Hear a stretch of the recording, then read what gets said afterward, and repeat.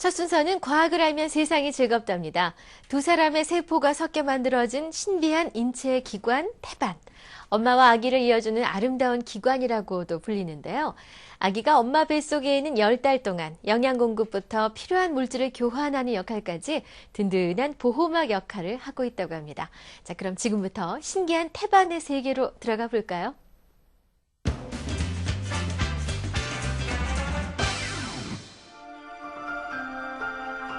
엄마와 아기의 경계선 태반. 아기가 엄마 뱃속에서 나온 후 바로 배출되는 태반은 인체 기관 가운데 가장 아름다운 기관이다. 엄마와 아기의 두 세포가 섞여 만들어졌기 때문에 자궁에 연결된 원반 모양의 태반은 중앙의 탯줄이 아기의 배꼽과 연결되어 있다. 태반은 임신 3개월 초기부터 형성되어 4개월이 지나면 완성이 되는데 여러 면에서 일반 기관과 다른 독특한 특성을 갖고 있다. 아기의 든든한 보호막이라 불리는 태반의 비밀을 벗겨보자.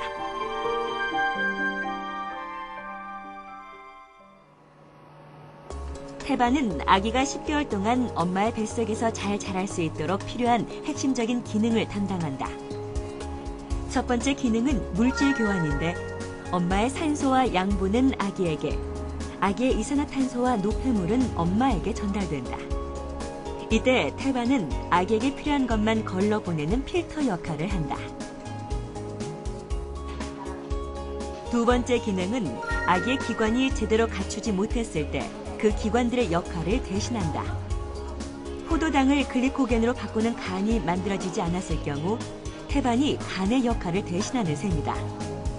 그래서 아기는 안정적으로 영양분을 공급받을 수 있다. 태반의 세 번째 기능은 뇌하수체를 대신해 아기의 뇌 발달을 촉진시키는 것이다. 엄마의 뇌하수체에서 분비된 호르몬과 신경 전달 물질을 아기에게 전달하는데 엄마가 기분이 좋을 때 분비되는 도파민을 아기에게 전달해 아기도 기분이 좋아지고 뇌세포도 활성화시킨다. 엄마와 아기에게 없어서는 안 될 태반은 어떻게 만들어지는 걸까? 태반은 일단 나팔관 상부에서 수정된 수정란이 분할을 하게 되면서 자궁 안쪽으로 이동을 하게 됩니다.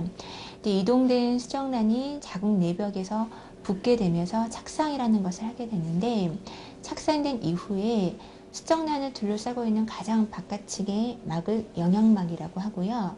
이 영양막이 수정란과 엄마와의 영양을 원활하게 하기 위해서 얇아지면서 장막이라는 층을 형성을 하게 됩니다.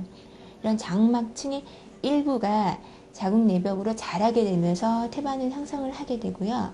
태반은 임신 3개월 초에 형성이 되어서 4개월 정도가 되면 완성이 됩니다. 그 이후에 계속 발달을 하게 되는 것입니다.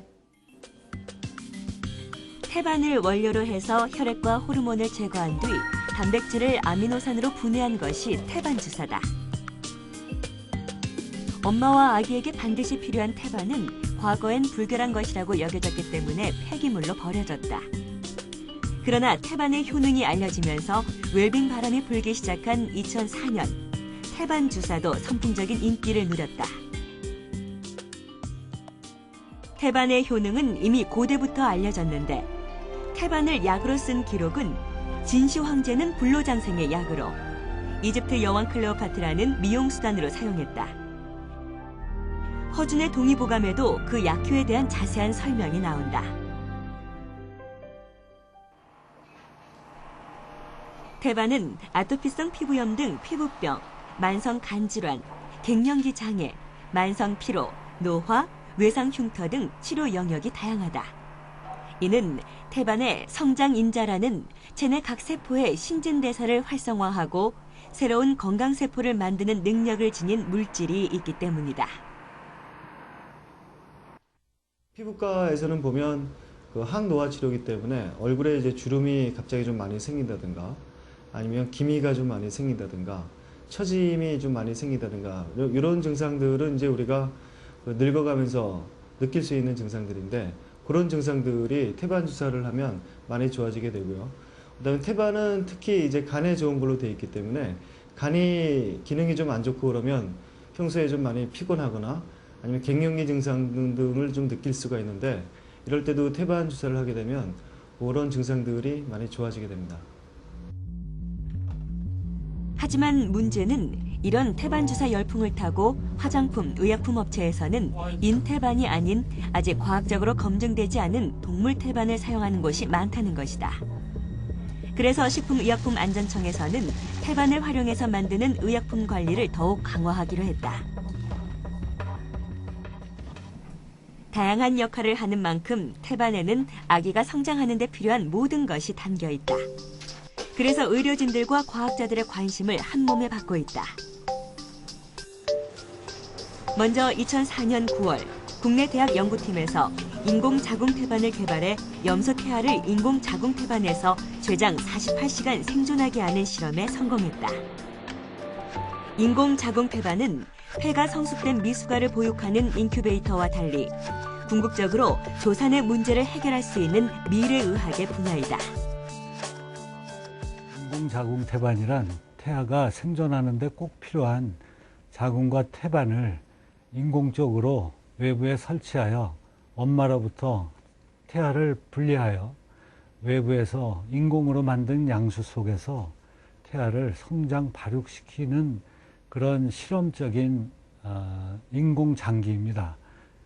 현재는 기초 동물실험 연구에 머물고 있지만 앞으로는 인공간, 인공심장 등의 첨단 연구 분야와 함께 미래의학의 한 분야로 큰 자리를 잡을 것으로 기대를 하고 있습니다.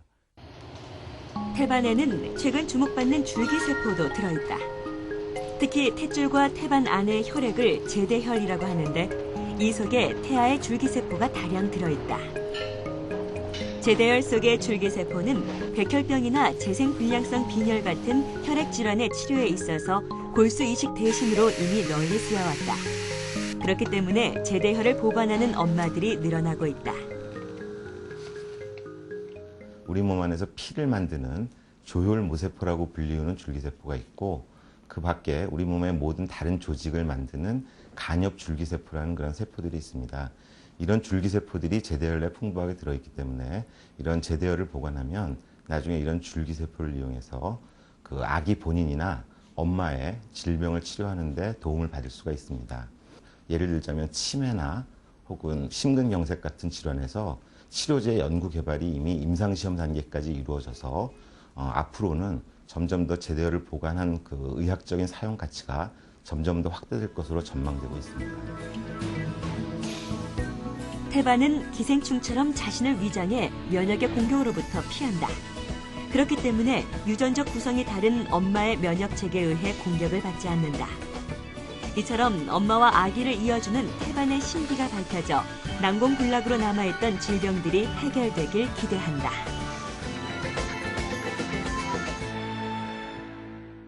태반은 여러 물질이 섞여 있는 혼합물로 아직 각각의 성분이 어떤 기능을 하는지 정확히 밝혀지지는 않은 상태입니다. 하지만 오늘날 현대의학이 해결하지 못하는 질병을 치료할 대안으로 떠오르고 있습니다.